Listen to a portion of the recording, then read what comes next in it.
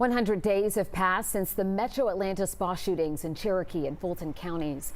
On March 6th, 8 people were shot and killed, including 6 Asian American women. And now, all of these hours, days, and months later, the family of the victims are still moving through their grief.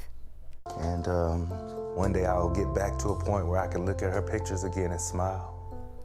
You just heard from Bobby Peterson, the youngest son of victim Young A.U.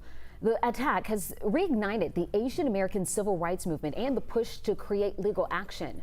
The shooting played a crucial role as the U.S. Senate considered the COVID Hate Crimes Act.